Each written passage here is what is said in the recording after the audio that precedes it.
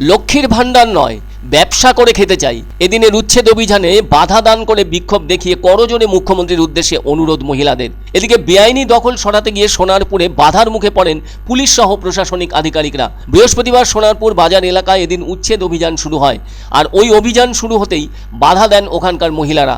তাদের বক্তব্য, এই ব্যবসা করে তারা যেমন সংসার চালান, তেমনি ঘরের ছোটদের পড়ার খরচও চালাতে হয়, ফলে তাদের যাতে উচ্ছেদ না করা হয় সেই দাবি জানান মহিলারা। এমন অবস্থায় উচ্ছেদ অভিযান কিছু সময়ের জন্য বন্ধ রাখা হলেও ফের তা চালু হয়। এদিকে সদ্য লোকসভা নির্বাচনে তৃণমূলের রাজ্যব্যাপী সাফল্যের পেছনে রয়েছে লক্ষ্মীর ভাণ্ডারের সুফল। যারা 500 টাকা করে পেতেন তাদের জন্য বাড়িয়ে করা হয়েছে 1000 টাকা, আবার যারা 1000 টাকা করে পেতেন তাদের জন্য করা হয়েছে 1200 টাকা। এই লক্ষ্মীর ভাণ্ডার প্রকল্পে প্রতি মাসে খরচ হয় 1030 কোটি টাকা বলে গত বছরের এপ্রিলে বিধানসভায় রাজ্য হিসেব দিয়েছিল। এদিকে বরাদ্দ দ্বিগুণ হওয়ায় খরচও ডাবল হয়েছে। অভিজ্ঞজনেরা বলে থাকেন, আমজনতার হাতে নগদের যোগান বাড়লে স্থানীয় বাজার চাঙ্গা হয়। ওই টাকার একটা বড় অংশ বাজারেই খরচ হয়ে থাকছে, আর তথ্য বলছে ওই টাকা বিভিন্ন হাত ঘুরছে, যার ফলে তার সুফলও পাচ্ছেন অনেকেই। কেউ কেউ আছেন যারা গ্রাম বাংলায় ওই টাকা জমিয়ে বিউটি পার্লার খুলে রোজগার করছেন। আবার কিছু অর্থনীতিবিদদের মতে, হাজার হোক লক্ষ্মীর ভাণ্ডার কোনো অর্জন নয়, মুফতে পেয়ে যাওয়া টাকা। নারীর প্রকৃত ক্ষমতায়ন তখনই সম্পূর্ণ হবে যখন এদের হাতে এমনি এমনি টাকা তুলে না দিয়ে তাদের নানাভাবে স্বনির্ভর করে তোলা হবে, আর তার জন্য স্বনির্ভর গোষ্ঠীর আন্দোলনকে আরও প্রসারিত করতে হবে।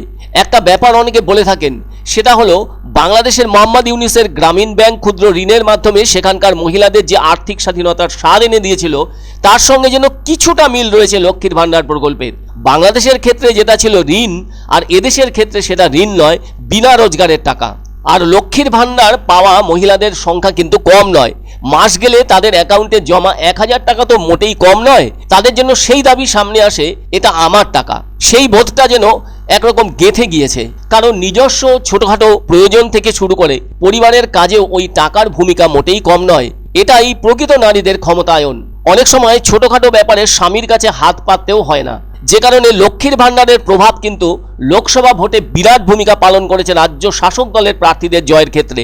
ফলে বিরোধীরা তেমন কিছু দেখাতে না পারায় মহিলাদের ভোট তাদের ভোট বাক্সে প্রবেশ করেনি। এদিকে মুখ্যমন্ত্রীর নির্দেশ মতো ফুটপাত দখলমুক্ত অভিযান শুরু হয়েছে রাজ্যের জেলায় জেলায়। সেক্ষেত্রে এমন অনেক মহিলা আছেন যারা ওই দোকান করে সংসারের খরচ উঠিয়ে থাকেন, কেননা লক্ষ্মীর ভাণ্ডারের 1000 টাকা বা 1200 টাকা দিয়ে আর যাই হোক সংসার চলে না। এবার তাদের সেই দোকান নষ্ট করে ফুটপাত দখল মুক্ত করার কাজ করছে পুলিশ প্রশাসন। এতদিনের গুছিয়ে চলার সংসার মুখ্যমন্ত্রীর নির্দেশে সম্পূর্ণই বদলে গেল। করুণ দশা নামলো একাধিক পরিবারে। সকলেরই একই বক্তব্য, বসবার সময় বাধা দিলে এত বড় ক্ষতি তাদের দেখতে হতো না।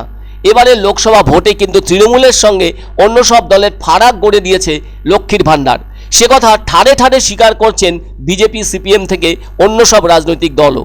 মনে আছে নিশ্চয়ই, লক্ষ্মীর ভাণ্ডার প্রকল্পের প্রথম সাফল্য তৃণমূল ঘরে তুলেছিল গত পঞ্চায়েত ভোটেও। আর এবার টাকা বাড়ানোয় সাফল্যের সিঁড়ি বিশাল উচ্চতায় পৌঁছয় তৃণমূলের। এখন অবশ্য দখলমুক্ত অভিযানের শেষ কবে, সেই দিকে তাকিয়ে রাজ্যের মানুষ। আমার কোনো সাহায্য দরকার নেই, লক্ষ্মী ভাণ্ডার দরকার নেই আমাদের। আমরা কি করে খাবো? তার জন্য দিদিকে ভোট দিয়েছিলাম। আর দিদি কেন আমাদের পাশে রাজি ভোট দিয়ে? আমার বাজারে এখানে দোকান আছে, আমরা চাইছি দিদির কাছে হাত জোড়া করে প্রার্থনা করছি যে আমরা প্রত্যেকে যাতে করে খেতে খাই, আমাদের ছোট জায়গা হোক, আমরা করে খেতে চাই। আমরা কেন উচ্ছেদ হতে চাইছি না, আমরা লক্ষ্মী ভাণ্ডার চাই না।